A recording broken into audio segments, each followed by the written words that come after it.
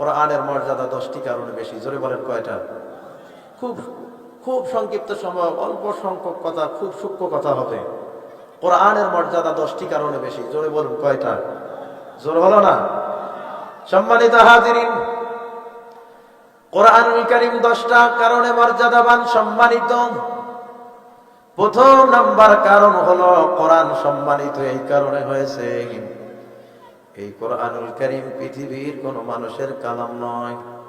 এই কোরআনুল কারীম পৃথিবীর কোন মানুষের তৈরি করা বিধান নয়। এই কোরআনুল কারীম যিনি আসমান থেকে মানুষদের সুবিধার জন্য, উপকারের জন্য নাজিল করেছেন, আওয়াজ করে সেই আল্লাহর নাম বলুন না, তিনি কে? কোরআন সম্মানিত হওয়ার প্রথম নাম্বার কারণ হলো আল্লাহ পাক রব্বুল আলামিন বলেন, ওয়া ইন্নাহু তানজিলু রাব্বিল আলামিন।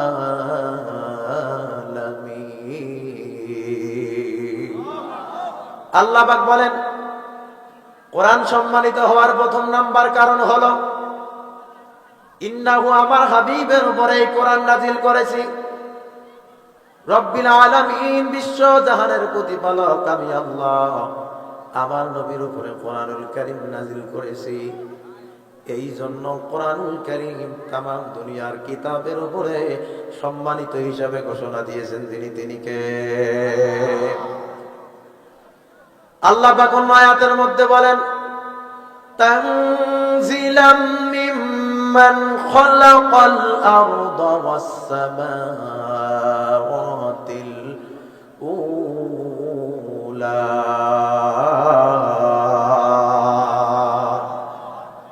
আল্লাহ বলেন যে সত্তা এই পৃথিবী এবং সুউচ্চ আকাশমণ্ডলী সৃষ্টি করেছেন, তার পক্ষ থেকে এই কিতাব নাজিল করা হয়েছে।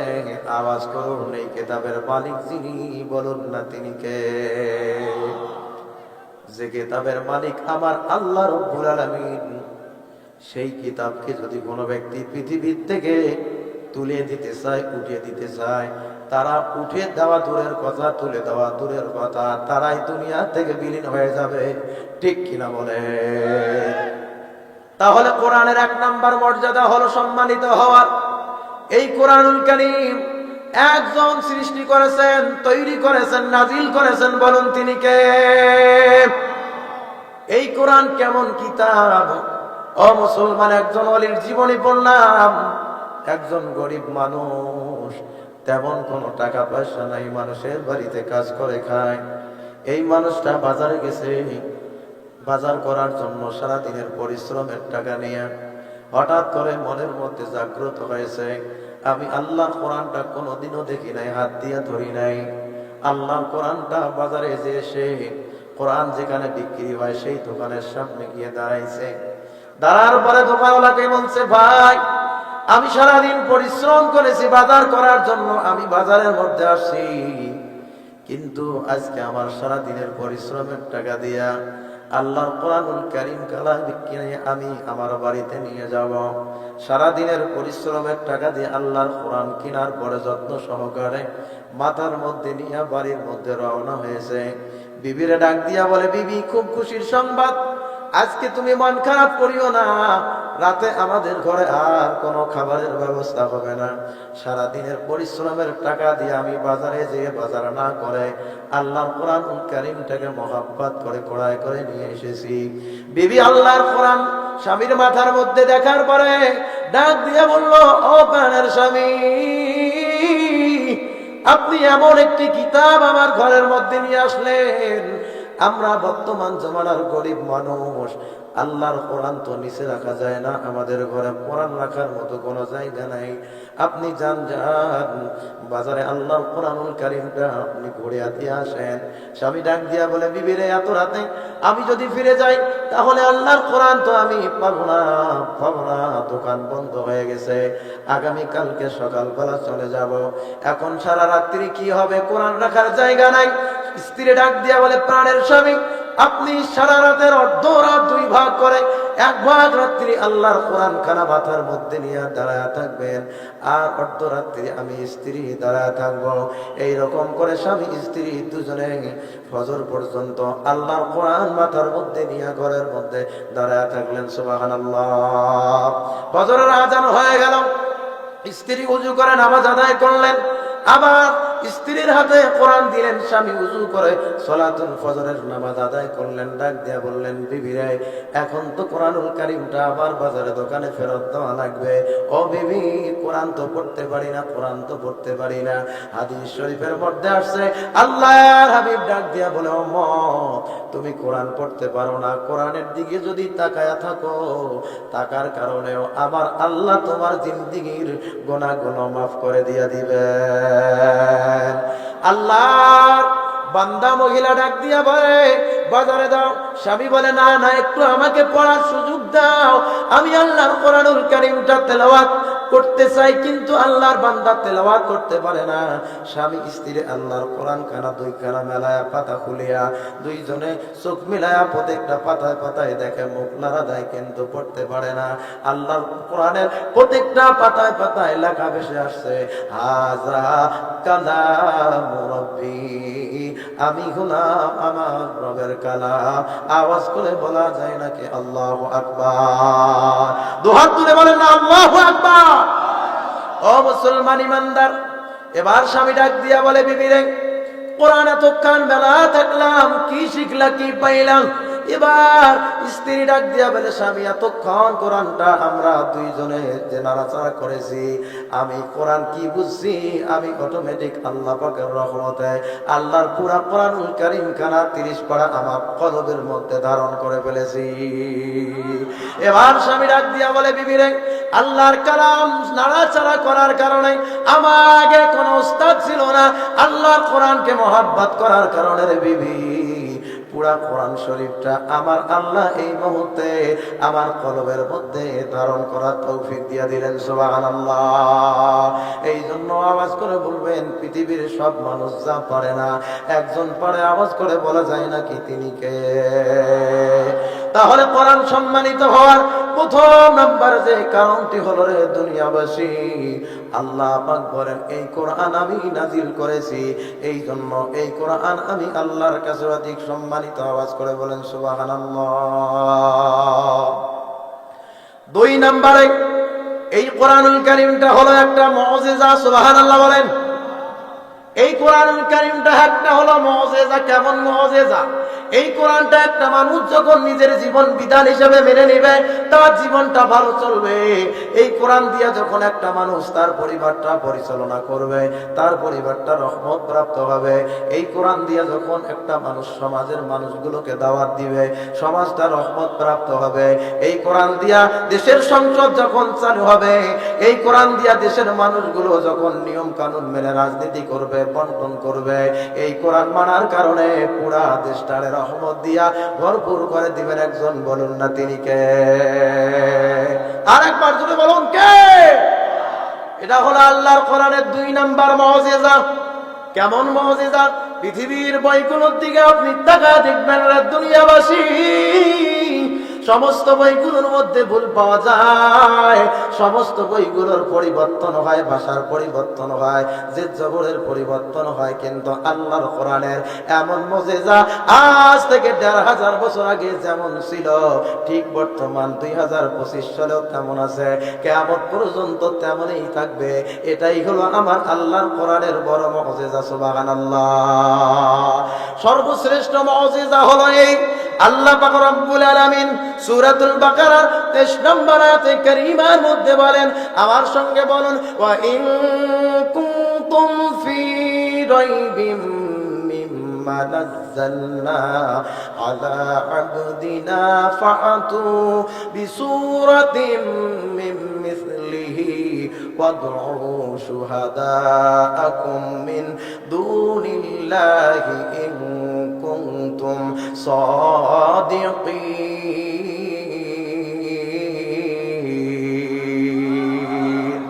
আল্লাহ বলেন, আমি কোরআন, আমার কোরআনের মুজিজা, 2 নাম্বার মুজিজা হলো আমার কোরআন সম্মানিত হওয়ার 2 নাম্বার কারণ হলো এই কোরআন এমন ভাবে দুনিয়ার মধ্যে আমি আল্লাহ নাজিল করেছি যে কোরআনের মধ্যে ফাতু বিসূরাতিন, সন্দেহ তো দূরের কথা, তোমরা যদি কেউ মনে করো আমি আল্লাহ ছাড়া, আমি হাবিবের উপরে যে কোরআন নাজিল করেছি, আমি আল্লাহ ছাড়া এই পৃথিবীতে বিধানদাতা, রবদাতা, আইনদাতা কেউ থেকে থাকে, যদি তোমরা মনে করো, সূরা ইয়াসিনের মতো সূরা নয়, সূরা বাকারার মতো সূরা নয়, সূরাতুর রহমানের মতো সূরা নয়, আল্লাহ বলেন ফাতু বিসূরাতিন, ছোট্ট সূরার মতো একটি সূরা তৈরি করে দেখাও।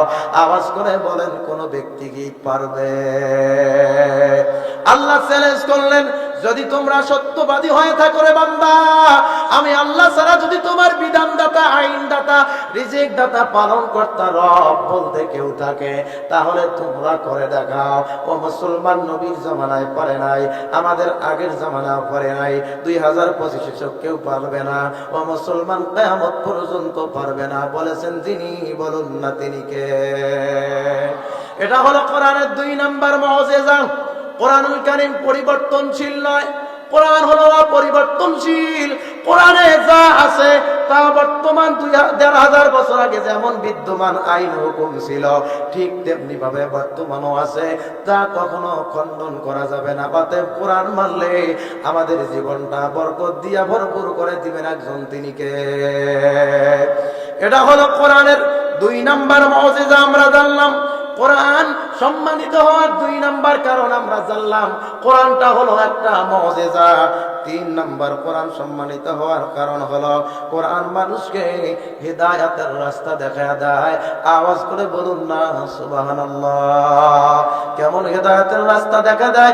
ও পদ্মার অন্তরালের মা, ও বাবাজি, গভীর মনোযোগ, কোরআন মানুষদেরকে কেমন হিদায়াতের রাস্তা দেখা দেয় আপনি জানলে বড় অবাক হয়ে যাবেন। আপনি পৃথিবীর মানুষের মন করা আইন মানবেন, হুকুম মানবেন, মানুষের কথা মতো চলবেন, কিন্তু না না বাবা না, তাদের পথ আদর্শবান পথ নয়, তাদের পথ জান্নাত যাওয়ার পথ নয়। কোরআন মানুষদেরকে এমন হিদায়াতের রাস্তা দেখা দেয় যে রাস্তাটা মানুষ গ্রহণ করলে সরাসরি আমার আল্লাহ তাকে জান্নাতের মেহমান হিসাবে কবুল করে নেয়। আওয়াজ করে বলা যায় নাকি সুবহানাল্লাহ? ও প্রাণের ভাইরা, কোরআন সম্মানিত হওয়ার 3 নাম্বার কারণ হলো কোরআনুল কারীম হেদায়েতের রাস্তা মানুষদেরকে দেখায় দেয়। বাবাজি, তাফসীর মাহফিল করার অন্যতম কারণ হলো অনেক মানুষ আছে আজকে ইশার নামাজটাও জামাতের মধ্যে পড়ে নাই, অনেক মানুষ আছে মাহফিলের আঞ্জাম দিয়েছে কিন্তু নামাজটাও পড়ে নাই, হালাল হারাম মানে না, সুদ ঘুষের মধ্যে লিপ্ত আছে। ও বাবা, আল্লাহর কোরআনুল কারীম এমন একটি কিতাব, কোন ব্যক্তি যদি কিতাবের দিকে তাকায়া থাকে তার আমল নামায় আল্লাহ নেকি লেখেন, গুনাহগুলো মুক্ত করেন। এই কিতাব এমন একটি কিতাব, হাজার পাপের অপরাধী যখন নিজের গুনাহ বুঝতে পেরে রব্বে কারীমের দরবারে এসে আমার আল্লাহরে একবার আল্লাহ বলে ডাক দেয়, আল্লাহর হাবিব বলেন আমার আল্লাহরে একবার আল্লাহ বলে ডাক দিলে আমার আল্লাহ আরশে আজিম থেকে বান্দার ডাকে ৭৭ বার সাড়া দিতে থাকে। আওয়াজ করে বলা যায় নাকি সুবহানাল্লাহ? এজন্য তাহাজ্জুদের রজনী চলছে। ও বাবাজি, আমার আল্লাহরে একবার ডাক দিয়া বলুন না আল্লাহ, জোরে জোরে বলুন না আল্লাহ। ও বাবাজি, কোন ব্যক্তি যদি আমার আল্লাহর একবার আল্লাহ বলে ডাক দেয়, আমার আল্লাহ রব্বুল আলামিন তার ডাকে ৭৭ বার সাড়া দেয়। কোরআন সম্মানিত হওয়ার 3 নাম্বার কারণ হলো কোরআন মানুষদেরকে হেদায়েতের রাস্তা দেখায় দেয়। কোরআনকে সম্মান করবেন, সম্মানিত হয়ে যাবেন। ও মুসলমান, আপনি লক্ষ লক্ষ টাকা দামের কাপড় পরিধান করেছেন, ওই কাপড়ের মধ্যে আপনার সন্তান প্রসাব পায়খানা করে দিয়েছে, কিন্তু একটিবারের জন্য কোন সচেতন মুসলমান প্রসাব পায়খানা সহ কাপড়টা নিয়ে মুখের মধ্যে লাগায় নাই, চুমু খায় নাই, বুকের মধ্যে লাগায় নাই। কিন্তু একই কোরআন, এই কোরআনের সঙ্গে মাত্র 50 টাকা দামের একটা জুজদান বা কভার বলেন, এই কাপড়টা কোরআনের সঙ্গে লেগেছিল। আপনার আমজোলা কাজিরহাট বা জামি মসজিদের সামনে কোরআনের কেলাফটা পড়ে আছে, জীবনে একত্র নামাজ আদায় করে নাই। যখন ওই ব্যক্তি দেখছে আল্লাহর কোরআনের কেলাফটা মসজিদের সামনে পড়ে আছে, আর উজু থাক আর না থাক, নামাজ পড়ুক আর না পড়ক, দৌড় দিয়ে আল্লাহর ঘরের সামনে যাইয়া কোরআনের গেলাপটা হাতের মধ্যে নিয়া মুখে নিয়ে চুমু দিয়া বুকের মধ্যে লাগায়া একটা ভালো জায়গায় রেখে দেয়। কোন ঠিক কিনা? কারণটা হলো বুঝাতে চাই, একটা 50 টাকা দামের কাপড় কোরআনের সঙ্গে লাগার কারণে একটা মুসলমান কোরআনের গেলাপটাকে জুজদানটাকে খুব মহাব্বত করে ভালোবাসে। আরো একটা বড় উদাহরণ দিলে আপনি বুঝবেন। আমি যে চেয়ারের মধ্যে বসে আছি, চেয়ারটার দাম হতে পারে 20,000 টাকা। আপনি আপনার বাড়িতে ঘুমান, হতে পারে আপনার বাড়ির বিছানাটার দাম লক্ষ লক্ষ টাকা।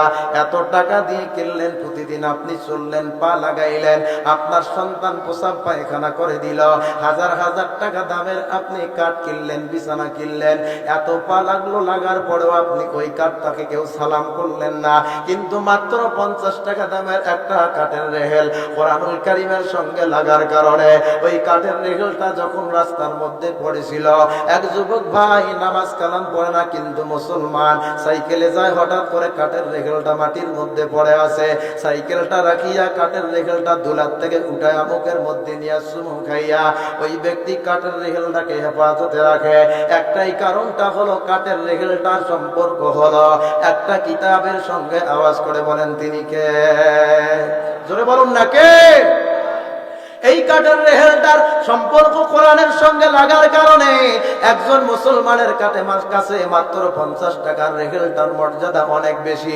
এই কাঠের রেহেলটা এই কোরআনের সঙ্গে মাত্র 50 টাকা দামের একটা কাপড় লাগার কারণে ওই কাপড়টার মর্যাদা অনেক বেশি।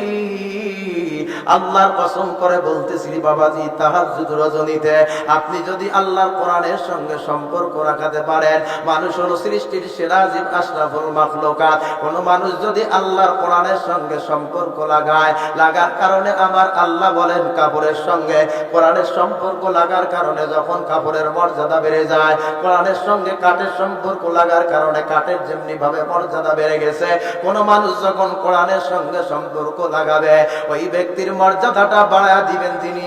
বলুন না তিনি কে? আর একবার জবান খুলে বলুন না তিনি কে? এই কোরআনের সঙ্গে মানুষ কাঠের সম্পর্ক লাগার কারণে কাঠের মর্যাদা বাড়ে, এই কোরআনের সঙ্গে কাপড়ের সম্পর্ক লাগার কারণে কাপড়ের মর্যাদা বাড়ে, এই কোরআনের সঙ্গে মানুষের সম্পর্ক লাগার কারণে মানুষ জান্নাতি হয়ে যায়। এই কোরআন থেকে মানুষ যখন বিচ্ছিন্ন হয়, দুনিয়ায় ক্ষমতা যায়, জুতা পিটা হয়, লাঞ্ছিত হয়, অপমানিত হয়। আওয়াজ করে বলেন ঠিক কিনা?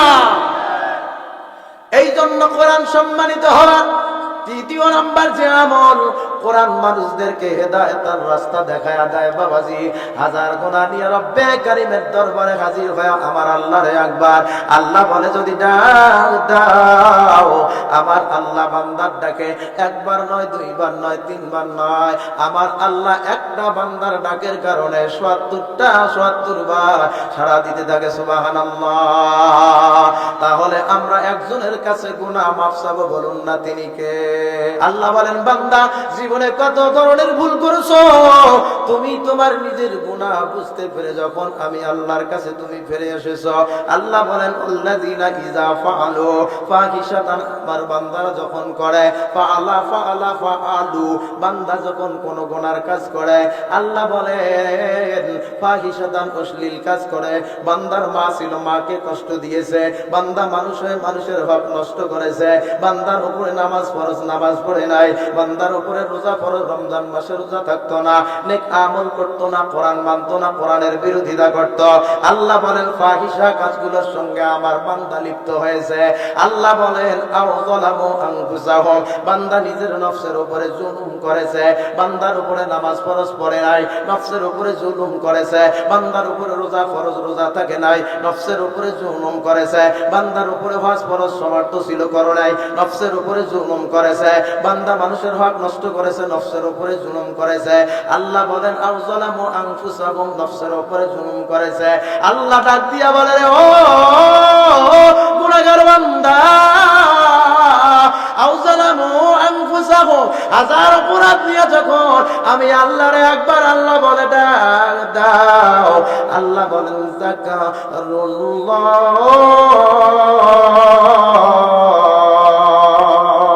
আল্লাহ আল্লাহ বলেন বান্দা গুনাহ নিয়ে যখন তুমি আমি আল্লাহকে একটিবারের জন্য স্মরণ করলা, ফাস্তাগফিরু লিযুনুবিহিম, জীবনের অপরাধগুলোর জন্য আমি আল্লাহর কাছে মাফ চাইলা, ওয়া মাই ইয়াগফিরুয যুনুবা ইল্লাল্লাহ, আমি আল্লাহর কাছে নিজের জীবনের গুনাহ যখন বান্দারে মাফ চাইছো, আমি আল্লাহ আর দেরি করলাম না, তামাম জিন্দেগীর জীবনের সমস্ত গুনাহগুলো মাফ করে দিয়ে দিলাম। জোরে বলেন না সুবহানাল্লাহ। তাহলে কোরআন সম্মানিত হওয়ার 3 নাম্বার কারণ হলো কোরআন মানুষদেরকে হেদায়েতের রাস্তা দেখিয়ে দেয়। আদেশ করেছেন, বলেছেন যিনি, বলুন না তিনি কে? আল্লাহর হাবিবের জামানায় নবীজির জীবনে মোট ছোট বড় 27টি যুদ্ধ সংগঠিত হয়েছে।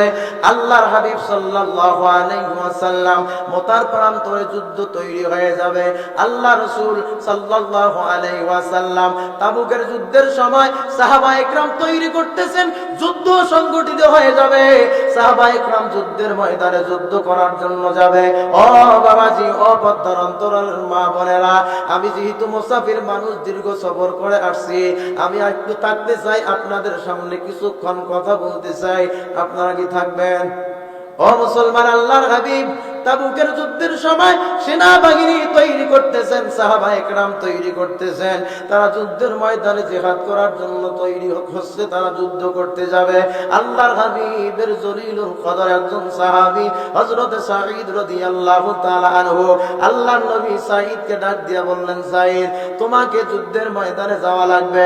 তাবুকের যুদ্ধের সময় আল্লাহর হাবিব যখন সাঈদকে বলল, সাঈদ বলল, ইয়া রাসূলুল্লাহ, ইয়া হাবিবাল্লাহ, ও নবী, আপনি যেহেতু আমাকে যুদ্ধের ময়দানে যেতে বলেছেন, আমি যুদ্ধের ময়দানে যাব, তবে আমার একটা শর্ত আছে। আমার স্ত্রী আছে, আমার সন্তান আছে, আমার পরিবার আছে, কিন্তু পুরুষ মানুষ বালক নাই, তারা আমার পরিবার দেখাশোনা করতে পারবে না। ও হাবিব, আমি যদি যুদ্ধের ময়দানে যাই, আমার পরিবারের দেখাশোনার দায়িত্ব কে নিবে? পয়গম্বর ডাক দিয়া বললেন সাহাবায়ে কেরামদের সামনে, সাঈদ, তুমি যুদ্ধ করতে যাবা, ততক্ষণ পর্যন্ত জিহাদের ময়দান থেকে ফিরে আসবা না, ততক্ষণ পর্যন্ত তোমার পরিবারের দেখাশোনার দায়িত্ব নিবে আমার সাহাবী সালাবাতুল আনসারী রাদিয়াল্লাহু তাআলা আনহু। আওয়াজ করে বলা যায় নাকি সুবহানাল্লাহ? দুহাত তুলে বলেন না সুবহানাল্লাহ। ও মুসলমান, আল্লাহর হাবিব সাল্লাল্লাহু আলাইহি ওয়াসাল্লাম সালাবাতুল আনসারীকে তার বন্ধুর স্ত্রী, সাহাবীর স্ত্রীর পরিবারের দেখাশোনার দায়িত্ব দিয়ে দিলেন। সাঈদের বাড়ি হলো মক্কায়, সালাবাতুল আনসারীর বাড়ি হলো মদিনায়। ও মুসলমান, হাদিস শরীফের মধ্যে আছে, সাঈদ যখন যুদ্ধের ময়দানে গেছে, ইতিমধ্যে সালাবাতুল আনসারী তার বন্ধুর পরিবারের দেখাশোনার দায়িত্ব নেয়। ওই মক্কায় যায়, মদিনায় যায়, বাজার করে নিয়ে আসে, তার বন্ধুর পরিবারের সন্তানদের খাওয়া দেওয়ার ব্যবস্থা করে। একদিন হঠাৎ করে সাঈদের স্ত্রী ঘর থেকে বাজার করার জন্য ব্যাগটা বের করে দিয়েছে। অটোমেটিক হাতটা সালাবাতুল আনসারীর চোখের মধ্যে পড়ে যায়। হাতটার মধ্যে একটু ঝিকিমিকি করতেছিল, শয়তান ওয়াসওয়াসা দিতেছিল। ইতিমধ্যে সালাবাতুল আনসারী রাদিয়াল্লাহু তাআলা আনহু, তিনি তার অন্তরের মধ্যে শয়তান ওয়াসওয়াসা দিতে লাগলো, বলল, ও সালাবা, তোমার বন্ধুর স্ত্রীর দেখাশোনার দায়িত্ব নিয়েছো, ঘরের মধ্যে তো যাও নাই, হাতটার দিকে তাকায়া দেখো, হাতটা কত সুন্দর, না জানি মানুষটা ভেতরে আরো কত সুন্দর। মুফাসসিরিনে কেরাম সবাই একমত, হযরত সালাবাতুল আনসারী অন্যায় করে নাই। ছোট্ট একটি অন্যায় হলো, শুধু সালাবাতুল আনসারী শয়তানের প্ররোচনায় পড়ে। সালাবাতুল আনসারী তার বন্ধুর স্ত্রী ওই মহিলার হাতটা একটু এই রকম করে ধরে ঘরের মধ্যে প্রবেশ করেছিল, অন্য জায়গায় হাত লাগায় নাই। ও বাবাজি, বর্তমান যুগে আপনি খেয়াল করে দেখবেন, লক্ষ্য করে দেখবেন যে দেবরকে বাঘের চাইতেও বেশি ভয় করা দরকার। যাদের সঙ্গে যে মহিলার বিবাহ করা যায়, তার সামনে বেড়াও না যায় এবং তার সঙ্গে হাত ধরে চলাও না যায়। আওয়াজ করে বলেন ঠিক কিনা?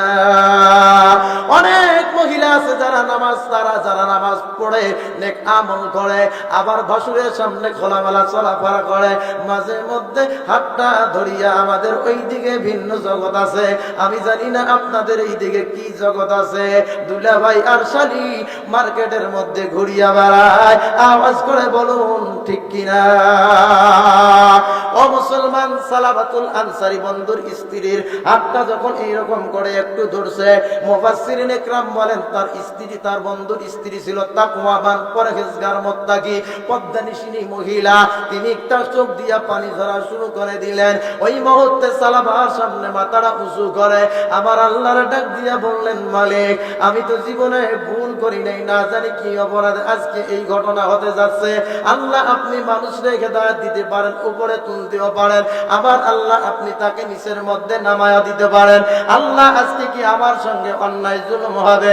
চোখের পানি ছাড়াইয়া সাঈদের স্ত্রী কান্না করে আর বলে, ও ভাই, আল্লাহ রাসূল আমার স্বামীকে জিহাদের ময়দানের দায়িত্ব দিয়েছেন, যুদ্ধ করার জন্য তোমার কাছে রেখে যাওয়া আমি গোলাম আমানত। আজকে যদি তুমি আমানতের খেয়ানত করো, কিয়ামতের দিন তোমাকে জাহান্নামের আগুনের মধ্যে জ্বলা লাগবে।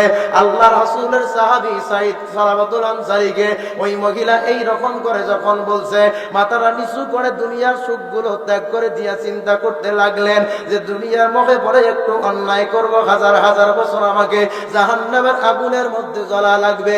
এই চিন্তা করে সালাবাতুল আনসারী তার বন্ধুর স্ত্রীর হাতটা ছেড়ে দিলেন।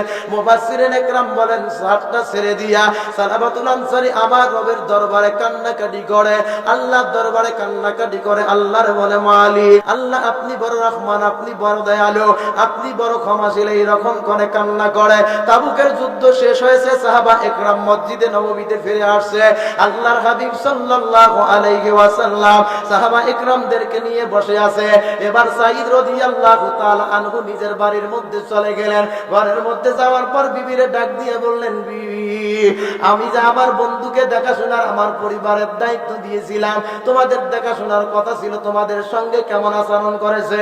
বিবি ডাক দিয়া বলে, প্রাণের স্বামী আপনি জানেন না, আপনি জানেন না, সত্যটা বলা হলো ফরজ। অনেক মহিলার স্বামী বিদেশের মধ্যে থাকে। ও মা, আপনি যদি আপনার জানমালের হেফাজতের দায়িত্ব নিতে না পারেন, আপনার ইজ্জত আবৃত্তির হেফাজতের দায়িত্ব নিতে না পারেন, আল্লাহর কসম কোরআন হাতে নিয়ে বললাম, আপনার স্বামীর সামনে দাঁড়ায় প্রকাশ্য ঘোষণা করবেন, আমি আমার ইজ্জতের হেফাজত করতে পারবো না, অতএব আমাকে ছেড়ে তুমি বাইরে যেতে পারবা না। ঠিক কিনা বলেন? ও মুসলমান, সাঈদের স্ত্রী ডাক দিয়া বলে, ও প্রাণের স্বামী, আল্লাহর হাবিব আপনারে জিহাদের ময়দানের দায়িত্ব দিয়েছিলেন, এই অল্প কয়েকদিনের মাঝে সে আমাদের পরিবারের দেখাশোনার দায়িত্ব দিয়েছে, কিন্তু হঠাৎ করে আমার হাতটা ধরে সালাবাতুল আনসারী ঘরে আসছিল, শুধু হাতটা ধরেছিল, কিন্তু আমার সঙ্গে জেনার কাজে লিপ্ত হয় নাই। হাবিব গো, এমন একটি মানুষকে আপনি দেখার দায়িত্ব দিলেন গো প্রাণের স্বামী, সেই মানুষটা হাতটা ধরেছিল, জেনা করার কথা ছিল কিন্তু করে নাই। আল্লাহর ভয়ের কারণে সে ঘর থেকে বের হয়, কোথায় জানি কান্নাকাটি করে চলে গেল। এবার সাঈদ রাদিয়াল্লাহু তাআলা আনহু এবং যে মানুষটা অন্যায় করতেছিল জঙ্গলের মধ্যে গেল। ওই জঙ্গলের মানুষটা, তেনার একটা মেয়ে ছিল, বালিক যুবক মেয়ে, মেয়েটার নাম হল হাদিসের মধ্যে আছে খামসানা। খামসানা নিজের মেয়ে এবং তার বন্ধু সাঈদ দুইজন মিলে মেয়ে হয়ে বাবাকে খুঁজতে লাগলেন, বন্ধু হয়ে বন্ধুকে খুঁজতে লাগলেন। খুঁজতে খুঁজতে রে বাবাজি, ওই মেয়ে আর বন্ধু বিরাট বড় একটা মরু অঞ্চলের মধ্যে চলে গেলেন। এক ব্যক্তি উট চালাচ্ছিল। তাফসিরে মারিফুল কোরআনের মধ্যে লেখা হয়, কোন মানুষ নাই, একটা মানুষ মাত্র উট চালায়। কাছে গিয়ে জিজ্ঞাসা, রে ভাই, সালাবাতুল আনসারী নামে কোন মানুষ রে আপনি চেনেননি? ডাক দিয়া বলে, না না, চিনি না। এক পর্যায়ে বলল, ভাই আপনাকে একটা সন্ধান দিতে পারি, ওই মানুষটাকে তো আমরা চিনি না, কিন্তু আমি যেহেতু পাশাপাশি বসবাস করি, আমি উঠে পানি খাওয়াই, খাবার খাওয়াই, আমি প্রতিদিন রাতের মধ্যে আমার ঘর থেকে শুনতে পাই একজন মানুষ জঙ্গলের মধ্যে আমার আল্লাহ দরবারে আল্লাহ আল্লাহ বলে চিল্লায়, গফুরুর রহিম নামে চিল্লায়। সাঈদ রাদিয়াল্লাহু তাআলা আনহু এবং ওই ব্যক্তির মেয়ে খামসারা দুজন মিলে জঙ্গলের মধ্যে চলে গেলেন। জঙ্গলের মধ্যে যাওয়ার পর মাথাটা নিচু করে ওই সালাবাতুল আনসারী মাথা নিচু করে আমার আল্লাহর সামনে সিজদায় অবনত হয়ে গেছে, আমার আল্লাহর দরবারে কান্নাকাটি করতেছে। এই জন্য আল্লাহ বলেন, বান্দা পৃথিবীর যত ইবাদত আছে সব ইবাদতে আমি আল্লাহ যেমন খুশি হই, সব চাইতে শ্রেষ্ঠ মানের খুশি হই আমার বান্দা যখন আমি আল্লাহর হুকুমের সামনে সিজদায় অবনত হয়ে যায়, আমি আল্লাহ তখনই আমার বান্দার উপরে খুশি হয়ে যাই। সুবহানাল্লাহ। তাহলে গুনাহ আমরা করেছি, আল্লাহর কাছে সিজদায় অবনত হয়ে যাব, আমরা আল্লাহর কাছে মাথা অবনত করব, আল্লাহ পাক আমাদের গুনাহ মাফ করে দিবেন। বলেন সুবহানাল্লাহ। এই জন্য এই মস্তক দিয়েছেন যিনি, আওয়াজ করে বলুন না তিনি কে? আর একবার আওয়াজ করে বলুন না তিনি কে? সেই মস্তক যদি অবনত করতে হয়, তার যদি আইন মানতে হয়, তার হুকুম যদি মানতে হয়, আমরা ওসমান হাদি ভাইকে আজকে হারিয়ে ফেললাম। আমাদের উপরে যারা জুলুম নির্যাতনের অত্যাচারের স্টিমরোলার চালাচ্ছে মুসলমান, আমরা তাদের জন্য সামনে আল্লাহর কোরআনের জন্য নিজের জীবন বিসর্জন দিয়ে নাস্তিক মুরতাদদের বিরুদ্ধে রুখে দাঁড়াবো। কারা কারা রাজি আছে হাত তুলে আমার আল্লাহ তাআলাকে দেখায় দেন। আল্লাহ পাক কবুল করুন। বলেন আমিন। আমি কি কোনো দলের কথা বললাম? যারা আমাদের জনগণের বিরুদ্ধে, যারা আল্লাহর কোরআনের বিরুদ্ধে, প্রত্যেকটা মুসলমান আমরাও থাকবো তাদের বিরুদ্ধে। আওয়াজ করে বলুন ঠিক কিনা? এই জন্য হাজিরিন, সালাবাতুল আনসারীর কাছে যাইয়া বলে, ভাই চলো আমরা মক্কায় ফিরে যাই। মেয়ে ডাক দিয়া বলে, বাবাজি আপনি আজকে যে গুনাহ করেছেন আপনাকে আজকে ফিরে যাওয়া লাগবে, চলেন আমরা বাড়িতে যাই। সালাবাতুল আনসারী ডাক দিয়া বলে, না না, আমার গুনাহ তো আল্লাহ যতক্ষণ মাফ করবে না ততক্ষণ আমি ফিরে যাব না। এই কথা বলার সঙ্গে সঙ্গে সালাবাতুল আনসারী বলে, না। এক পর্যায়ে বন্ধু ছাড়ে না, নিজের মেয়েও ছাড়ে না। এক পর্যায়ে সালাবাতুল আনসারী ডাক দিয়া বলে, তোমরা যদি আমাকে আজকে এই জঙ্গল থেকে বের করে নিয়ে যাও, তাহলে আমার হাতের মধ্যে রশি লাগাবা, পায়ের মধ্যে রশি লাগাবা। চোর চুরি করে ধরা পড়লে যেমনি ভাবে মানুষদের হাতে পায়ে রশি লাগায়, ঠিক তেমনি ভাবে আমার হাতে পায়ের মধ্যে রশি লাগায় আমাকে চোরের মতো টেনে টেনে নিয়ে যাও। আমার অপরাধের কারণে দুনিয়ার মানুষদের কাছে আমি লাঞ্ছিত হতে চাই, কিন্তু আমার আল্লাহ দরবারে অপমানিত হতে চাই না। এই কথা বলার পর পরে যখন সালাবাতুল আনসারী শুনে না, সালাবাতুল আনসারী হাতের মধ্যে রশি লাগাইয়া, পায়ের মধ্যে রশি লাগাইয়া চোরের মতো জঙ্গল থেকে বের করে নিয়ে যখন মক্কার দিকে নিয়ে আসতেছিল, সালাবাতুল আনসারী বলে, তোমরা আমাকে মক্কার দিকে নিয়ে যাবা না, মদিনার দিকে নিয়ে যাবা না, আমি ততক্ষণ পর্যন্ত আমার বাড়িতে ফিরবো না যতক্ষণ আমার আল্লাহ আমারে মাফ করবে না। আমার মন বলে, তোমরা যদি আমাকে আবু বকরের দরবারে নিয়ে যাও, আবু বকর আমার জীবনের গুনাহ মাফ করার ব্যবস্থা করে দিবেন। নিয়ে যাওয়া হলো আবু বকরের দরবার। ও বাবাজি, আবু বকরের দরবারে যাওয়ার পর আবু বকর সিদ্দিক রাদিয়াল্লাহু তাআলা আনহু তিনি গুনাহ শোনার পরে বললেন, যাও তোমার গুনাহ মাফ হবে না। এবার সালামা ডাক দিয়া বলে, আবু বকর আমারে বিদায় করতে পারে। আমার মন বলে, আমি যদি হযরতে ওমরের দরবারে যাই, হযরতে ওমর আমার জীবনের গুনাহ মাফের ব্যবস্থা করে দিবেন। ওমরের দরবারে গেলেন রাগান্বিত সাহাবী, হযরতে ওমর ডাক দিয়া বলে, না তোমার গুনাহ মাফ হবে না। চলে গেলেন হযরতে ওসমানের দরবারে, হযরতে আলীর দরবারে। সব সাহাবায়ে কেরাম আল্লাহর হাবিবের সাহাবীকে বিদায় করে দিল। সালামা ডাক দিয়া বলে, আমাকে আবু বকর, ওমর, ওসমান, আলী বিদায় করতে পারে। আমার মন বলে, আমি যদি রাহমাতুল লিল আলামিনের দরবারে যাই, গেলে পরে নবীজি আমার গুনাহ মাফের ব্যবস্থা করে দিবেন। আমার নবী কেমন রহমত ছিলেন, আল্লাহ পাক বলেন, ওয়া মা আরসালনাকা ইল্লা রাহমাতাল লিল আলামিন।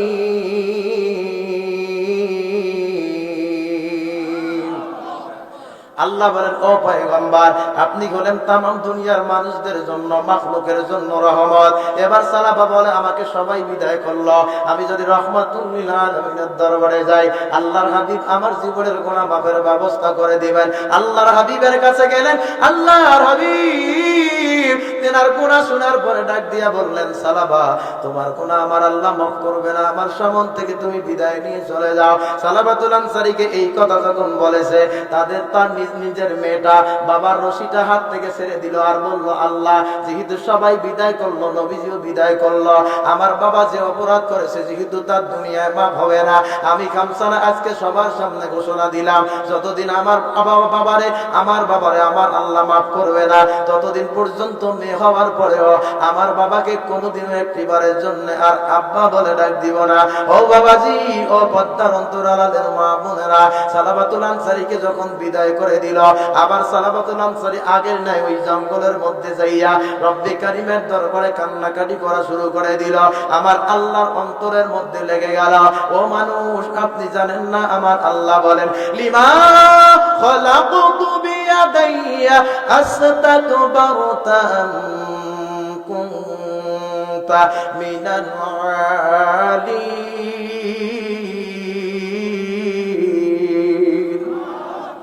আল্লাহ বলেন, ও ফেরেশতারা, ও ইবলিস, আমি আমার বান্দারে দুই হাত দ্বারা যত্ন করে বানাইছিলাম, তুমি আমার আদমরে সিজদা করলা না। একটা হুকুম না মানার কারণে আদম খারাপ হয়ে গেল, কাফের হয়ে গেল। আল্লাহ বান্দা উম্মতে মুহাম্মাদির জন্য অফার দিয়ে দিলেন, ইবলিস একটা হুকুম না মেনে কাফের হয়েছে, তুমি হাজার অপরাধ করেছো, আমি আল্লাহর কাছে শুধু মাফ চাও, আমি আল্লাহ তোমার জীবনের অপরাধ গুলো মাফ করে দিয়ে দিব। সুবহানাল্লাহ। আগের নাই আবার জঙ্গলের মধ্যে যাইয়া কান্নাকাটি করা শুরু করলেন। আমার আল্লাহর অন্তরের মধ্যে মায়া লাগলো, বান্দারে কষ্ট করে বানাইছি।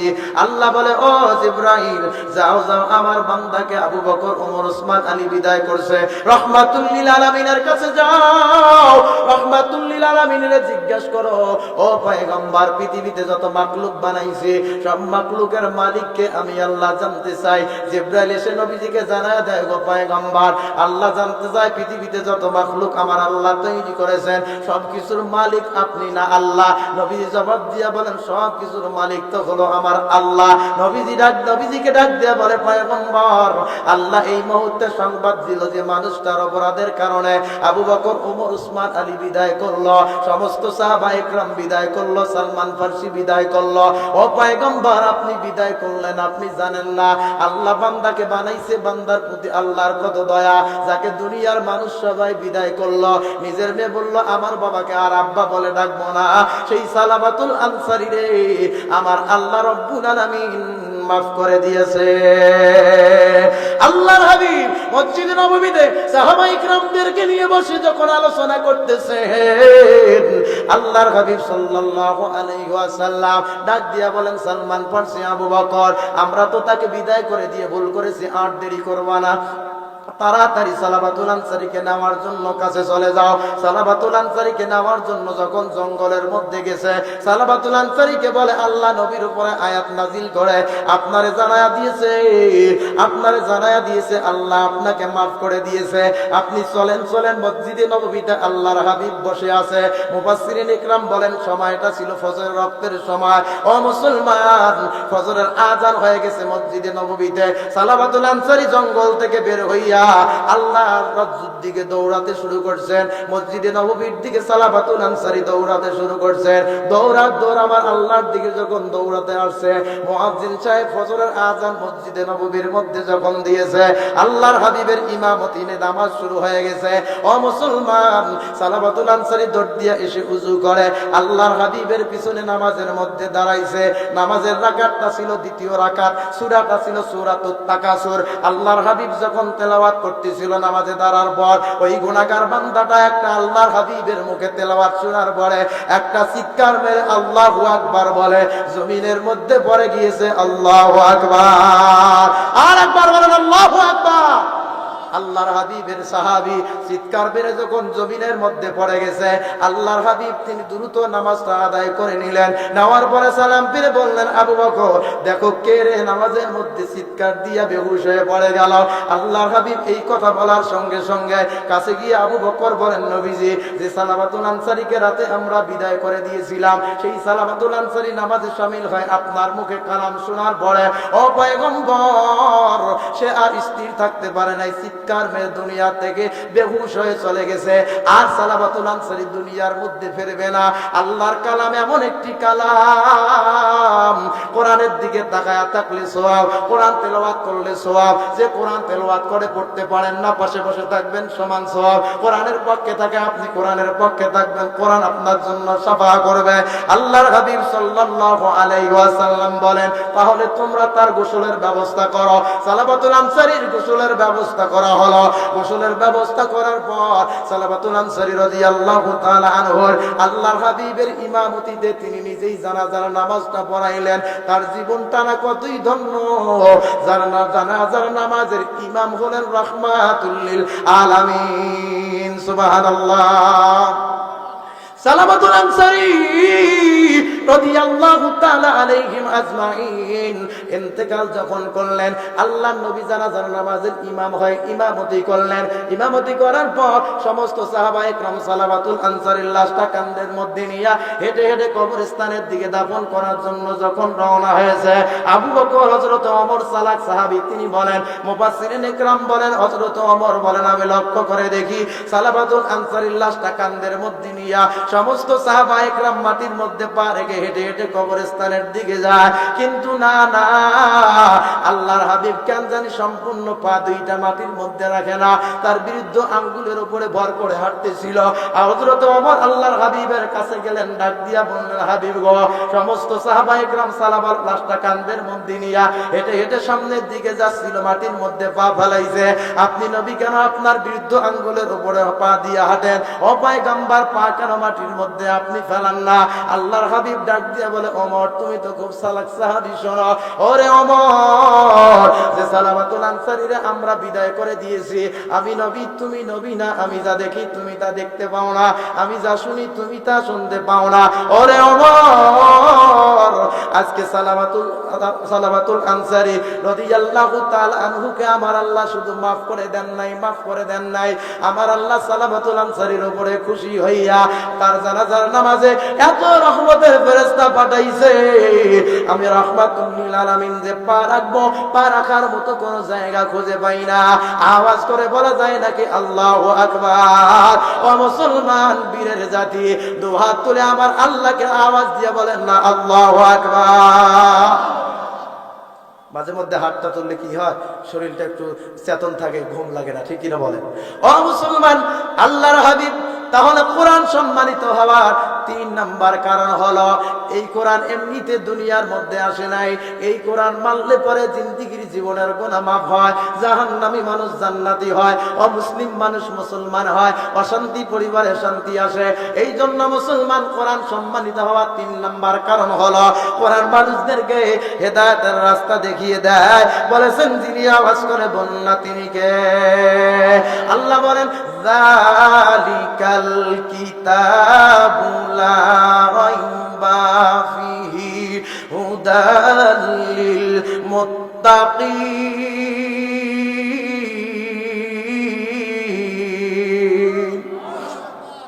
আল্লাহ বলেন এটা এমন একটি কিতাব যে কিতাবের মধ্যে কোনো সন্দেহের অবকাশ নাই, এমন একটি কিতাব যে কিতাবটা হলো সম্পূর্ণ মুমিনদের জন্য পথ প্রদর্শক, হেদায়েতের রাস্তা।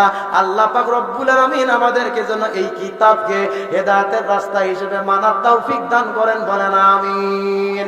তাহলে 1 নম্বরে জানলাম কোরআন সম্মানিত হওয়ার কারণ, কোরআন নাজিল করেছেন যিনি তিনি কে। 2 নম্বর কারণ জানলাম কোরআনের মুজিজা, আওয়াজ করে বলেন আছে না নাই? 3 নাম্বার আমরা যেটা জানলাম, এই কোরআন হেদায়েতের রাস্তা মানুষদেরকে দেখায় দেয়। 3 নম্বরে যার কারণে কোরআনের মর্যাদা 3 নম্বরে বেশি। 4 নম্বরে কোরআনের মর্যাদা কি কারণে বেশি? আল্লাহ বলেন এই কোরআন হলো রোগ এবং শিফা, দুঃখের চিকিৎসা। বলেন সুবহানাল্লাহ। আমার আল্লাহ রাব্বুল আলামিন কোরআনুল কারীমের মধ্যে জানায়া দেন, ওয়া নুনাজ্জিলু মিনাল কুরআন মা হুয়া শিফাউন ওয়া রাহমাতুল লিল মুমিনিন।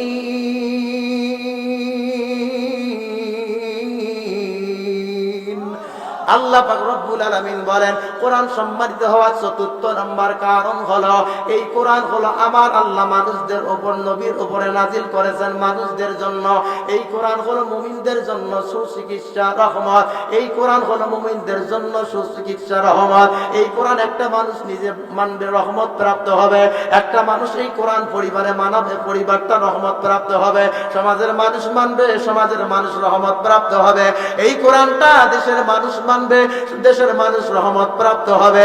এই কোরআনটা দেশের নেতাগুলো মানবে, তারা রহমত প্রাপ্ত হবে। এই কোরআন প্রত্যেকটা পদে পদে যারা মুমিন হবে, এই কিতাবটাকে কোনো ব্যক্তি যখন জীবন বিধান হিসাবে মেনে নিবে, এই কিতাব মানার কারণে ওই ব্যক্তিগুলোকে সম্মানিত করবেন যিনি, বলুন না তিনি কে? এই জন্য এই কোরআন এমন একটি কোরআন, এই কিতাব এমন একটি কিতাব, আপনার রোগ হয়েছে, শেফার আয়াত পড়বেন, ফু দিবেন, পানি খাবেন, আপনার রোগ ভালো করে দিবেন যিনি তিনি কে? আল্লাহ কোরআনের কেমন কারিশমা। একজন বাংলাদেশের বড় স্কলার, তিনি বাংলাদেশ ব্যাংকের সাবেক গভর্নর ছিলেন, তিনি এক জায়গায় তাফসির মাহফিলের সভাপতি ছিলেন। একজন ভালো ইসলামী আলোচক, একজন বৃদ্ধ মানুষ, তেনার নামটা এই মুহূর্তে আমার মনে নাই, তিনি সেদিন আলোচনা করতে যেয়ে বলছিলেন, কোন ব্যক্তি যদি সূরাতুল আনআমের এই 17 নম্বর আয়াতটি ফরজ নামাজের পরে তেলাওয়াত করে, আল্লাহ পাক তার উপরে যত বিপদ আপদ বালা মুসিবত আসবে, যত রোগ আসবে, সবগুলো থেকে আল্লাহ তাকে হেফাজত করে নেবেন। সুবহানাল্লাহ বলেন। ওই আয়াতটাকে বলছিলেন তিনি সেদিন ক্যান্সারের ঔষধ। সাবেক বাংলাদেশ ব্যাংকের গভর্নর যিনি ছিলেন সভাপতি, ওনার ছিল ক্যান্সার, তিনি আমেরিকা থেকে ফেরত এসেছেন। ডক্টরেরা বলেছিল সে 3 বছরের বেশি আর 3 মাসের বেশি আর বাঁচবে না। এই কথা যখন তাকে বলেছিলেন, তিনি শোনার পরে ওই মাওলানা মুফতি সাহেব ওই মাহফিলের মঞ্চে বলেছিলেন যে আপনি যদি সূরাতুল আনআমের 17 নম্বর আয়াতে কারিমা এই শেফার আয়াতটি তেলাওয়াত করেন, বললে পরে আমার আল্লাহ আপনাকে ক্যান্সার থেকেও হেফাজত করতে পারে। সুবহানাল্লাহ বলে। তেনাকে শিখাই দেওয়া হয়েছিল প্রত্যেক ফরজ সালাতের পরে আপনি 3 বার করে তেলাওয়াত করুন। ইতিমধ্যে যখন এই আমলের কথা শিখাই দিয়া ওই বক্তা সাহেব ওই এলাকার থেকে বিদায় নিয়ে গিয়েছে, কোনো না কোনো কারণে আবার 6 থেকে 7 বছর পরে ওই জায়গায় মাহফিলের প্যান্ডেল ছিল, ওখানে উনি বক্তৃতা দিতে যে বললেন, আমি যে 5 বছর আগে এসেছিলাম, 3 মাস বাঁচার কথা ছিল না, যে লোকটি বাংলাদেশ ব্যাংকের গভর্নর ছিল, আমি একটা আমল শিখাইছিলাম, ওই চাচা কি মরে গেছে না বেঁচে আছে? ওই চাচা পাশে বসে বলতেছিল, হুজুর যে ডাক্তার আমাকে বলছিল আমার ক্যান্সার হয়েছে, 3 মাসের বেশি বাঁচবো না, আপনি আমাকে যখন বললেন সূরাতুল আনআমের 17 নম্বর আয়াত প্রত্যেক ফরজ সালাতের পরে 3 বার করে প্রতিনিয়ত তিলাওয়াত করার জন্য, আমি তখন থেকে নিয়ে শুরু করে এখন পর্যন্ত তিলাওয়াত করেছি ওষুধ ছাড়াই। আমার মন বলে কোরআনের আয়াতের কারণে আজ থেকে 6 বছর বেঁচে আছি। সুবহানাল্লাহ বলে। এটা হলো কোরআনের মুজিজা, এটা হলো কোরআনের মুজিজা। এজন্য আল্লাহ পাক বলেন, ওয়া ইয়ামসাসকাল্লাহু বিদুররিন ফালা কাশিফা লাহু ইল্লা হুয়া ওয়া ইয়ামসাসকা বিখাইরিন ফাহুয়া আলা কুল্লি শাইইন কাদির। জোরে বলেন আল্লাহু আকবার। আল্লাহ পাক বলেন সূরাতুল আনআমের 17 নম্বর আয়াত, আয়াতটা নোট করে নেবেন। সূরাতুল আনআমের 17 নম্বর আয়াত, আল্লাহ বলেন ওয়া ইয়ামসাসকাল্লাহু বিদুররিন ফালা কাশিফা লাহু ইল্লা হুয়া। আমি আল্লাহ যদি কারো ক্ষতি করতে চাই, কেউ তার ভালো করতে পারে না। ওয়া ইয়ামসাসকা বিখাইরিন, আর আমি আল্লাহ যার ভালো করতে চাই, কেউ তার ক্ষতি করতে পারে না। এই জন্য পৃথিবীর সমস্ত মানুষ যদি আল্লাহর কোরআনকে দুনিয়ার থেকে বিলীন করতে চায়, তারা বিলীন করা তো দূরের কথা, নিজে ক্ষতিগ্রস্ত হবে। কারণ ক্ষতি আর ভালো একজনের হুকুমে হতে পারে, তিনি কে? পৃথিবীর সমস্ত বন্দুক পিস্তুল মুসলমানের সামনে হারায়া যাবে, আমার আল্লাহ যদি চায় আমার দিনকে জমিনের মধ্যে বিজয় করব। পথ পথ করে তামাম দুনিয়ায় লা ইলাহা ইল্লাল্লাহর পতাকা উদিত হবে। আমরা নবীর উম্মত বেঁচে থাকতে আমরা কারা কারা কালেমার পতাকা দেখতে চাই? হাত তুলে আমার আল্লাহ তাআলাকে দেখায়া দেয়।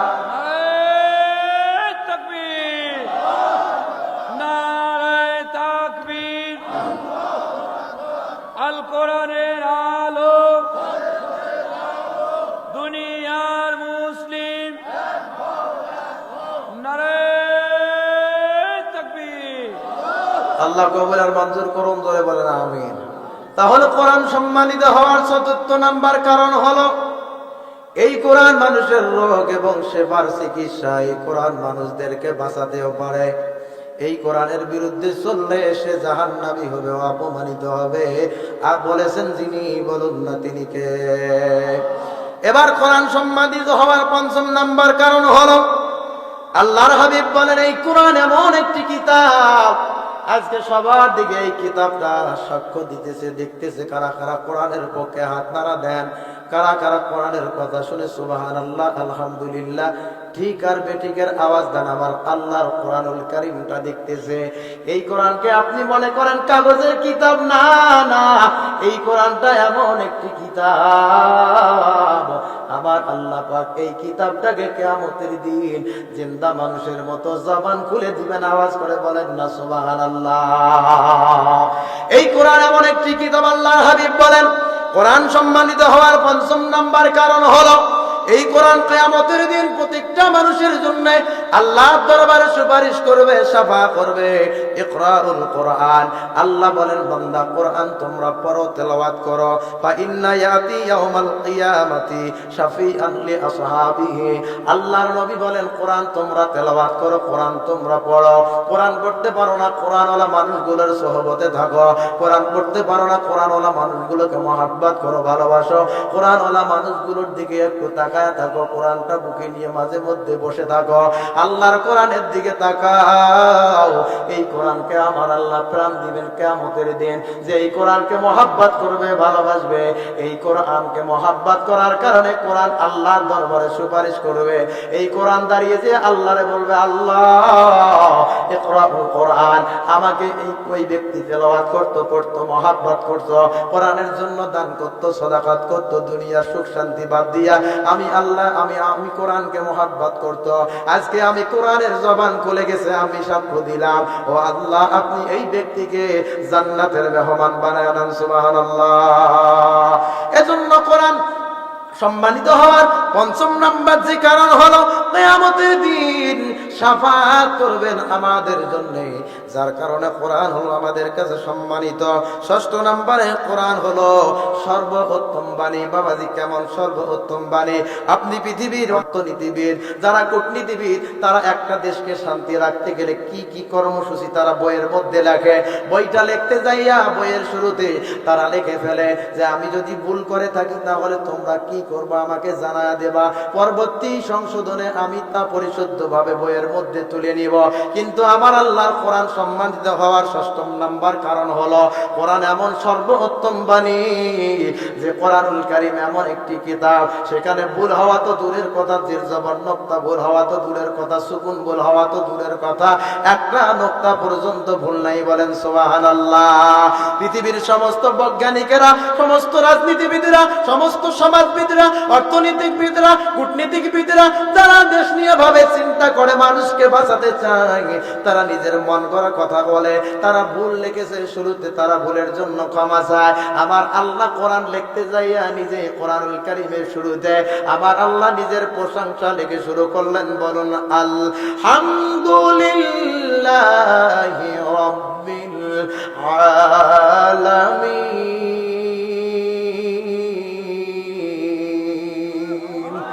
আমার আল্লাহ বলেন, ও বান্দা, দুনিয়ার যত কিতাব আছে এই কিতাবগুলো সম্মানিত নয়, এই কিতাবগুলো মর্যাদাবান নয়, এই কিতাবগুলো পারফেক্ট নয়।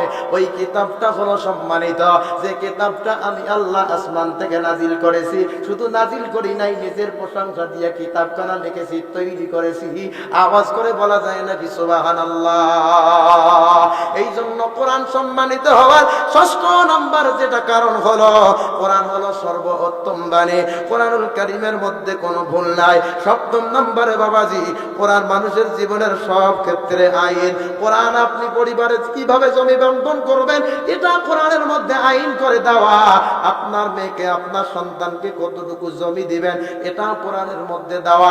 আপনি কিভাবে খাবেন, কিভাবে টয়লেটে যাবেন, কিভাবে বের হবেন, আপনি কিভাবে নামাজ পড়বেন, কিভাবে পড়বেন না, আপনি কিভাবে রাস্তা চলবেন, কিভাবে রাজনীতি করবেন, কিভাবে ভালো কাজ করবেন, কিভাবে কি করবেন, সবকিছু এই বিধানের মধ্যে দিয়েছেন যিনি, বলুন না তিনি কে?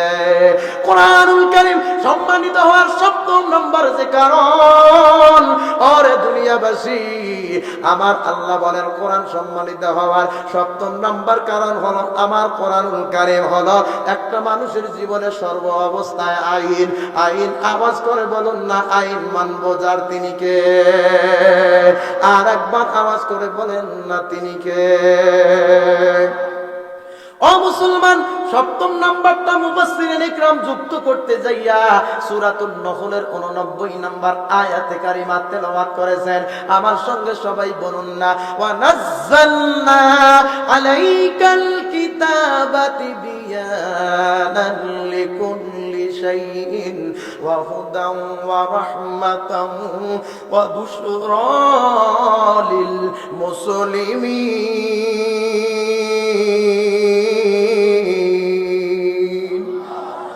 আল্লাহ বলেন কোরআন সম্মানিত হওয়ার সপ্তম নাম্বার কারণ হলো ওয়ানাজ্জালনা আলাইকাল কিতাবা তিবয়ানাল লিকুল্লি শাই। ও হাবিব আমার, আপনার উপরে যে কিতাবখানা আমি নাজিল করেছি তিবয়ানাল লিকুল্লি শাই, যা সব জিনিস পরিষ্কারভাবে তুলে ধরে। কেমন একজন স্বামী স্ত্রীর সঙ্গে কেমন আচরণ করবে, একজন স্ত্রী স্বামীর সঙ্গে কেমন আচরণ করবে, একজন মা বাবা সন্তানাদির সঙ্গে কেমন আচরণ করবে, একজন সন্তানাদি মা বাবার সঙ্গে কেমন আচরণ করবে, মসজিদের ইমাম মুক্তাদির সঙ্গে কেমন আচরণ করবে, মুক্তাদি ইমামের সঙ্গে কেমন আচরণ করবে, দেশের সরকার জনগণের সঙ্গে কেমন আচরণ করবে, জনগণ তার সরকারের সঙ্গে কেমন আচরণ করবে, ইমাম মুক্তাদি, মুক্তাদি ইমাম, মা বাবা সন্তান সন্ততি, অর্থাৎ পৃথিবীর যত কিছু মাখলুক আছে সমস্ত মাখলুক কার সঙ্গে কি রকম আচরণ করবে। আল্লাহ বলেন তিবিয়ানাল লিকুল্লি শাইইন, সব জিনিস আমি আল্লাহ বাকি রাখি নাই, যা কোরআনের মধ্যে রেকর্ড করে দিয়া উম্মতে মুহাম্মাদের হেদায়েতের জন্য আমার নবীর উপরে নাজিল করেছি। সুবহানাল্লাহ। আল্লাহ বলেন আহুদাম, এই কোরআন তাদের জন্য পথ প্রদর্শক। এই কোরআন দিয়ে যারা রাষ্ট্র পরিচালনা করবে, পরিবার পরিচালনা করবে, সমাজ পরিচালনা করবে, নিজের জীবন পরিচালনা করবে, সব কিছু পরিচালনা করবে। ওরে দুনিয়াবাসী, আল্লাহ বলেন ওয়া বুশরা লিল মুসলিমিন। আমার আল্লাহ পাক রব্বুল আলামিন বলেন যারা কোরআনকে পরিপূর্ণভাবে মেনে নিবে, এই কোরআন তাদের জন্য হলো শুভ সংবাদ। কেমন শুভ সংবাদ? আল্লাহ বলেন আমি আল্লাহ তাকে জান্নাতের সর্বশ্রেষ্ঠ জান্নাত জান্নাতুল ফিরদাউসের মালিক বানায় দেব। সুবহানাল্লাহ। এই আয়াতের মুজিজা কেমন, এই সূরাতুন নহলের মুজিজা কেমন, তাফসীরে মাজহারির বর্ণনায় এসেছে। আল্লামা কাজী সানাউল্লাহ পানিপতি রহমাতুল্লাহ আলাইহি তিনি কিতাবের মধ্যে লেখেন হযরত আলী রাদিয়াল্লাহু তাআলা আনহুর শাসনামলে হযরতে আলী যখন মদিনা পরিচালনা করেন, তার সময় কোনো জেলখানা ছিল না। আবু বকর, ওমর, ওসমানের সময় কোনো জেলখানা ছিল না। কেন ছিল না? তখন ছিল কোরআনের সমাজ। কোরআনের সমাজ থাকার কারণে হযরতে আবু বকরের সময় মানুষ খুন খারাপি করে নাই, হযরতে ওমরের সময় খুন খারাপি করে নাই। কোরআনের সমাজ থাকার কারণে হযরতে আলীর জামানায় খুন খারাপি ছিল না। সেই কোরআন এখনো আওয়াজ করে বলেন আছে না নাই? সেই কোরআনকে যদি আমরা জায়গা মতো নিতে পারি, দল দেখে নয়, সে জামাত হতে পারে, বিএমপি হতে পারে, অন্য অন্য দল হতে পারে, যে দল হোক না কেন, কোন দল দেখে নয়, কোন দল দেখে নয়, কোরআনওয়ালা মানুষদেরকে দেখে সমর্থন দেওয়া লাগবে। ঠিক কিনা বলে? ও মুসলমান বাবাজি, আমি বলতেছিলাম কোরআন সম্মানিত হওয়ার সপ্তম নাম্বার কারণ হলো সূরাতুন নহলের 89 নাম্বার আয়াতের তাফসীর আমি আপনাদেরকে বুঝাতে চাই। তাফসীরে মাজহারির বর্ণনায় আল্লামা কাজী সানাউল্লাহ পানিপতি রহমাতুল্লাহ আলাইহি তিনি বলেন সিরিয়া থেকে 27 জন যুবক হযরতে আলীর দরবারে আসছে দেখার জন্য। কি কারণে আসলেন? যে মুসলমানেরা দেশ পরিচালনা করে, তাদের জেলখানার কেন প্রয়োজন হয় না? কারণটা কি? অমুসলিম 27 জন গভর্নর হযরতে আলীর দরবারে আসছে, আলীর কাছে মসজিদে নববীতে এসে হযরতে আলীর কাছে বসে গেছে। হযরতে আলী তার বাড়ির দাসকে ডাক দিয়ে বললেন, দাস রে দাস, আমার বাড়িতে মিশর সিরিয়ার থেকে 27 জন গভর্নর চলে এসেছে, এখন কি করা যায়? তাদের তো মেহমানদারি করা লাগবে। যাও যাও মদিনার বাজারে যাইয়া তুমি কিছু উটের দুধ নিয়ে আসো, যেই দুধ দিয়ে আমি মেহমানদারি করব। তৎকালীন জমানায় সবচেয়ে উৎকৃষ্ট মানের খাবার ছিল উটের দুধ। আওয়াজ করে বলুন না সুবহানাল্লাহ। বৈজ্ঞানিকেরা তারা ডাক দিয়ে বলে, ও দুনিয়াবাসী তোমরা শোনো, দুধ একটা এমন পুষ্টিকর জিনিস, একটা মানুষ জন্মের পর থেকে নিয়ে শুরু করে মৃত্যুর আগ পর্যন্ত যদি শুধু দুধ পান করে, পৃথিবীর কোনো খাওয়া লাগবে না, অটোমেটিক আল্লাহর রহমতের বরকতে পৃথিবীতে বেঁচে থাকার শক্তি লাভ করবে। সুবহানাল্লাহ। হযরতে আলী ডাক দিয়া বলেন, দাস তুমি তাড়াতাড়ি মদিনার বাজারে যাও, 27 জন গভর্নর এসেছে, তাদের মেহমানদারি করা লাগবে। আলীর দাস হাতের মধ্যে বালতি নিয়ে দুধ নেওয়ার জন্য মদিনার বাজারে গেছে। হঠাৎ করে বাজারের কর্নার থেকে এক ব্যক্তি ডাক দিয়া বলল, ইয়া আইয়ুহাস শাবাব তাআল হুনা, হে যুবক একটু এদিকে তাকাও, আসো দাঁড়াও। যখন দাঁড়াইছে, আলীর দাস কাছে এসে দেখে ওই ব্যক্তিটার মুখের দাড়িগুলো পেকে গেছে, চুল গুলো পেকে গেছে। কাজী সানাউল্লাহ পানিপতি মুফতি তাফসির মাযহারির মধ্যে লেখেন, দাড়ি পাকা দাড়িওয়ালা মুরব্বী মানুষটা ওই আলীর দাসকে ডাক দিয়া বলে, বাবাজি আমি হলাম আল্লাহ রাসূলের সাহাবী, আমি আল্লাহর হাবিবরে আমার চক্ষু দিয়া দেখেছিলাম, নবীজির সোহবতে ছিলাম, কিন্তু তুমি দুধ নেওয়ার জন্য যেহেতু মদিনার বাজারে এসেছো, আমি নিয়াত করছি বর্তমান জামানার প্রেসিডেন্ট হযরত আলী রাদিয়াল্লাহু তাআলা আনহু, মক্কা মদিনার প্রেসিডেন্ট, তিনি দেশ পরিচালনা করেন। আমার একটা মাদি উট ছিল দীর্ঘদিন ধরে, আমার মাদি উটটার বাচ্চা হয় না, আমি নিয়াত করেছিলাম আমার মাদি উটটার যদি কিছু দুধ হয়, আমি কিছু দুধ হযরত আলী রাদিয়াল্লাহু তাআলা আনহুর দরবারে হাদিয়া পাঠাবো। এই রকম করে যখন রাসূলুল্লাহর সাহাবী ওই যুবককে বলতেছিল, বলে বাবা দাঁড়াও, দুধ তোমাকে কেনা লাগবে না, আমি ঘরের মধ্যে গেলাম। এবার আলীর দাস এখানে দাঁড়িয়ে আছে বালতি নিয়ে, রাসূলুল্লাহর সাহাবী মুরব্বী মানুষ ঘরের মধ্যে গেলেন, উটের দুধ নিয়ে আসলেন, হযরত আলীর দাস বালতির মধ্যে, আলীর দাসের বালতির মধ্যে উটের দুধ ঢেলে দিলেন। আওয়াজ করে বলেন না সুবহানাল্লাহ। হযরত আলী রাদিয়াল্লাহু তাআলা আনহু তেনার বাড়ির দাসের বালতির মধ্যে যখন উটের দুধ ঢেলে দিলেন, আলীর দাস মনে মনে চিন্তা করতেছে, মনে মনে ভাবতেছে, আমি তো দুধ কেনার জন্য আসছিলাম টাকা দিয়া, কিন্তু না না টাকা দিয়া কেনার জন্য আসছিলাম, ফ্রি পাইলাম, আমাকে তো কেনা লাগলো না।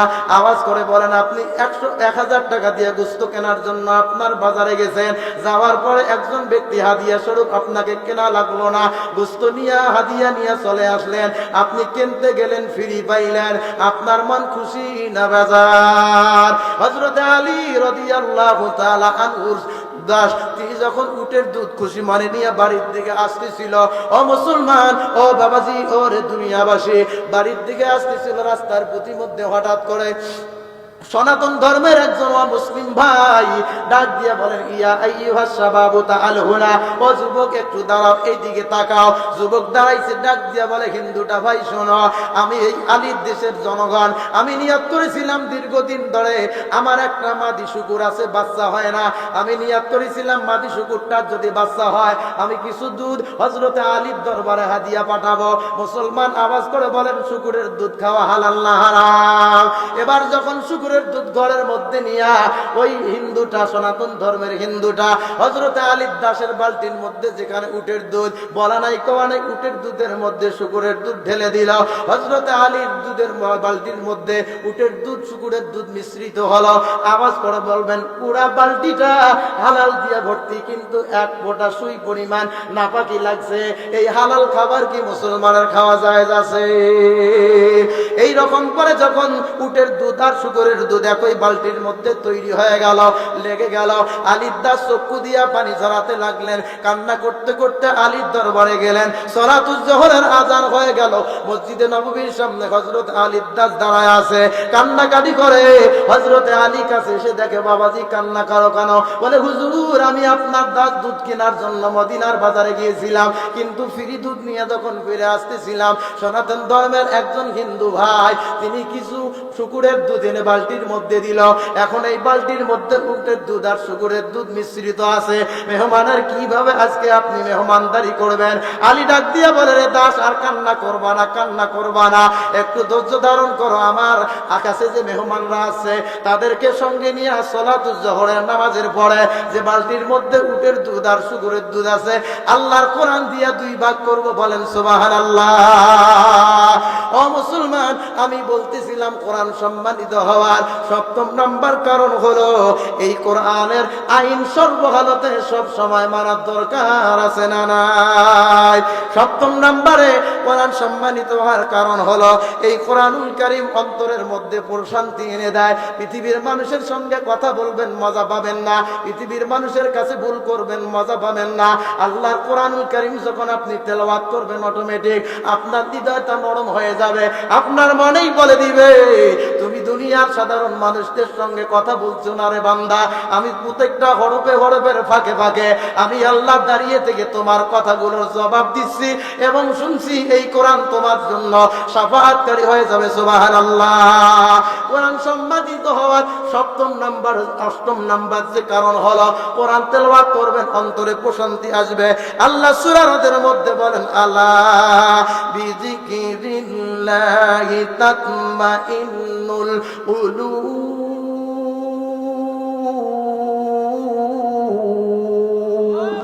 আমার আল্লাহ বলেন যারা কোরআন তেলাওয়াত করে কোরআন সম্মানিত হওয়ার অষ্টম নাম্বার কারণ হলো যে ব্যক্তি কোরআন তেলাওয়াত করবে তার অন্তরটাকে আমি আল্লাহ রাব্বুল আলামিন প্রশান্তি দান করে দিব।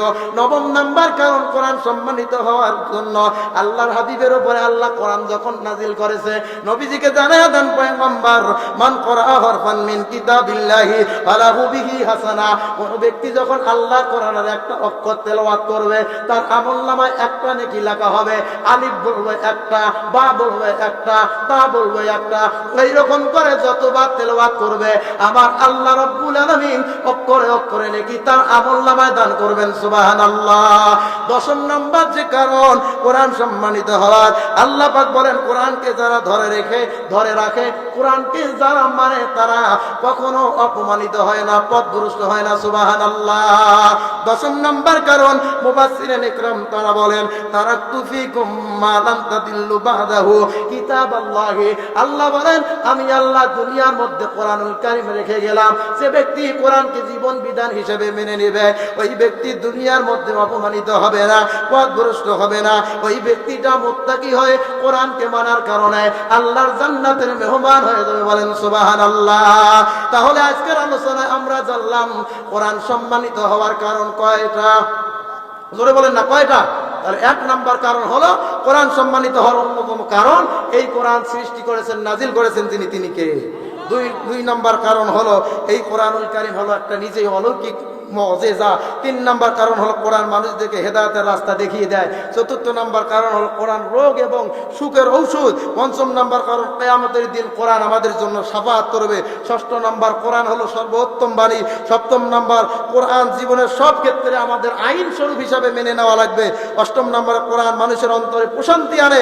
আর নবম নাম্বারে কোরআন পড়বেন অক্ষরে অক্ষরে সওয়াব পাবেন। দশম নাম্বারে কোরআন যে পড়বে ওই ব্যক্তি পথভ্রষ্ট হবে না। আওয়াজ করে বলেন সুবহানাল্লাহ।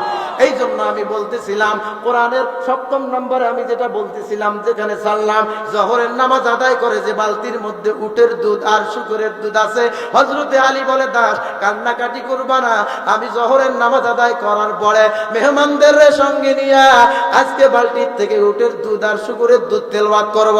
তাফসিরে মাযহারির বর্ণনায় আল্লামা কাজী সানাউল্লাহ পানিপতি রহমাতুল্লাহ আলাইহি বলেন ওই বালতিটা সব মেহমানদের সামনে রাখলেন, পাশে আলাদা একটা বালতি রাখলেন।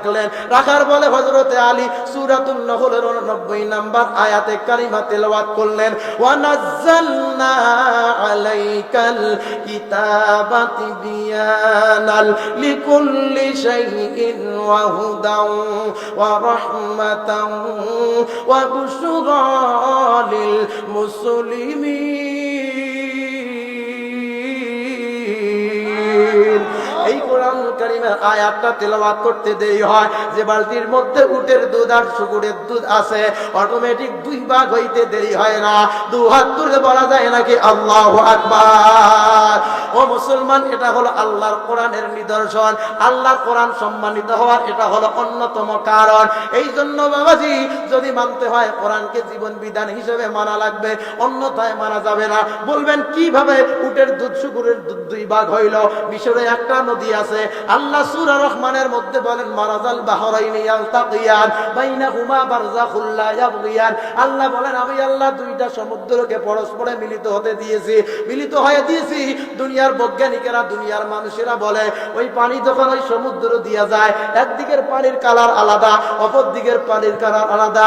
একদিকের পানি হলো লোনা পানি, একদিকের পানি হলো মিঠা পানি, কিন্তু নদী হলো একটা, দুই ভাগ হয়ে চলে যায়। ও মুসলমান, একই নদী দিয়া পানি যায়, পরস্পর মিলিত হয় না, কিয়ামত পর্যন্ত হবে না। আল্লাহর কসম কোরআন হাতে নিয়ে বললাম হালাল হারাম কখনো সমান হতে পারে না, আলেম আর আম কখনো সমান হতে পারে না, কোরআন ওয়ালা মানুষ আর কোরআন ছাড়া মানুষ সমান হতে পারে না, কোরআনের রাজনীতিওয়ালা মানুষ আর মানুষের মনগত রাজনীতি করা মানুষ সমান হতে পারে না। আওয়াজ করে বলেন ঠিক কিনা? এই জন্য হাজিরিন, আমি আপনাদের মাঝে কোরআন সম্মানিত হওয়ার 10টি কারণ সংক্ষিপ্ত সময় আমি আপনাদের মাঝে তেলাওয়াত করেছি, আমি আলোচনা করেছি আমার অল্প জ্ঞান থেকে। আপনারা কি কষ্ট পেলেন? জোরে বলেন, কষ্ট পেলেন নাকি? আপনারা আমার জন্য দোয়া করবেন, আল্লাহ পাক যেন আমার কণ্ঠকে ইখলাসের সাথে গোটা বাংলাদেশ সহ বাইরের জন্য কবুল আর মঞ্জুর করেন। জোরে বলেন আমিন।